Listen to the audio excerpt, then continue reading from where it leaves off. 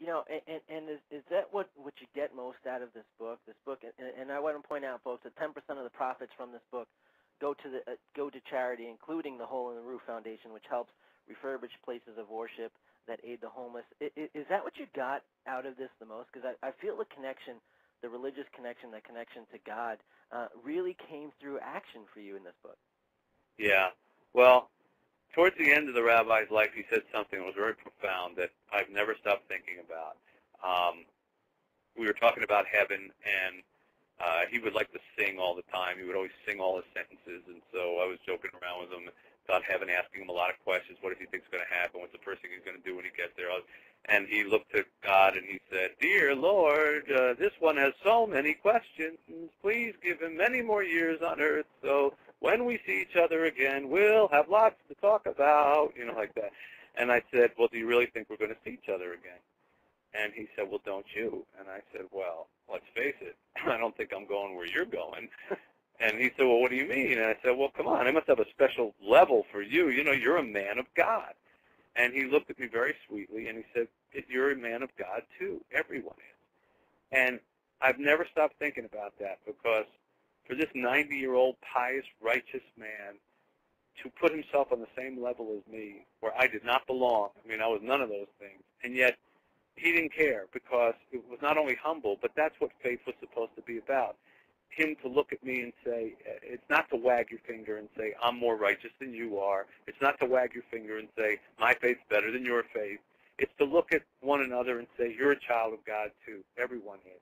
And if we accept that everyone is, then we have to be nicer to one another, because we want to be nice to ourselves. We wouldn't kill ourselves. We wouldn't destroy ourselves. And if we accept that everybody is a child of God, then we wouldn't want to kill or destroy them either. We'd want to help them, no matter what level of faith, no matter how pious they were or weren't. We would see in them this piece of divinity. And that's what leads to action, Steve. When you recognize that, then you can't watch people like in my city. You can't watch them starve and not want to feed them. You can't watch them not have a place to sleep and not help create a place to sleep. It's just, that's the least that you would do for the least of us, not to be too biblical about it. And you're inspired by that if you think of yourself and them as the same. If you start to think, oh, I'm better than they are, so they, I deserve what I have, or they're not as righteous as me, so they deserve to be left in the streets, or that's different faith than me, so who cares if they go to hell? You can't have that kind of attitude if you really believe that everyone's a child of God. So it sort of starts from that. It's really cool, because you find that although these two men were different as far as socioeconomic and racial barriers, it's kind of like, I guess, to use this, it's kind of like God still put the same song in their heart. That's correct. That's very correct, and I kind of make a reference to that. I think God sings like the rabbi used to sing, and we all hum along. And there are a lot of melodies, but it's one song. And if you can kind of think like that, you look at the world as a place of possibility instead of a place where you have to be angry or fearful of other people.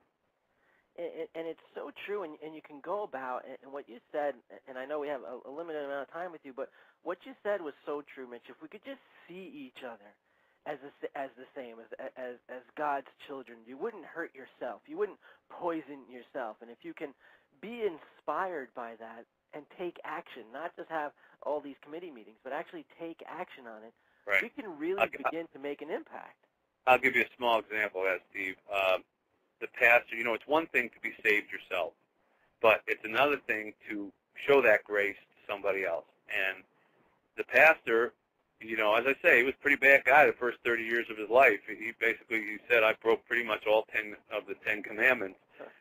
But when he was 30, on this night, he thought he was going to be murdered. He was on the ground with a shotgun behind a row of trash cans lying in front of his apartment, sure that these drug dealers are going to come down the street, blow him away and his family away and everything. And that's when he said, Jesus, if you get me out of this, you can have me in the morning.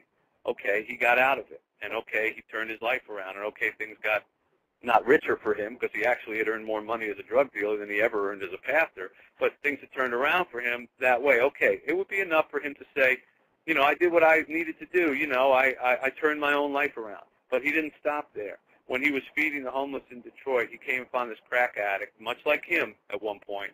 And this guy had lost a leg, and he was homeless, and he was squatting in his apartment. And he offered him some work unloading the food trucks from the food bank, a couple bucks. Well, this guy, being a typical drug addict, he took the job and he immediately developed his own distribution system. It was one for the church, two for him, one for the church, two for him. And he would steal these turkeys and hams and he would sell them to feed his drug habit. Now, Pastor Henry could have said, well, that's it, I gave him a chance, forget this guy. But he didn't. He stayed with them. And one night, the guy was flooded out of his apartment when somebody stole the pipes from under his sink, and it washed him away, literally, where he was squatting as a homeless guy. And he came to the pastor all soaking wet, and he said, well, I don't have any more clothes. These are the only clothes I have, so I can't work for you today. I don't have any place. And the pastor said, well, where will you live? And he said, well, I don't know. I don't have any place to live now. And the pastor said, why don't you live with me? And he moved him into his home that night with his wife and his 3 children living upstairs. He moved him into the one room that they had of this tiny little house that they lived in and let him sleep there and live there, not for a night and not for a week, but for a year. A year. A total stranger virtually. They moved him in, and do you know that today that man is not only clean and sober, has been for years, but he's also an elder of the church. And he married a woman from the church, and they have a beautiful little girl. And he'll be the first to tell you that it was that kindness that saved his life.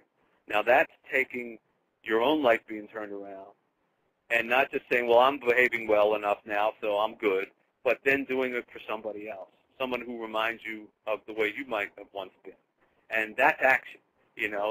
That's putting yourself out there when you move someone into your own home. It's not saying, oh, the poor homeless, here's $5. Right. It's saying, I'm going to open my doors to someone and see if I can help them, and he did.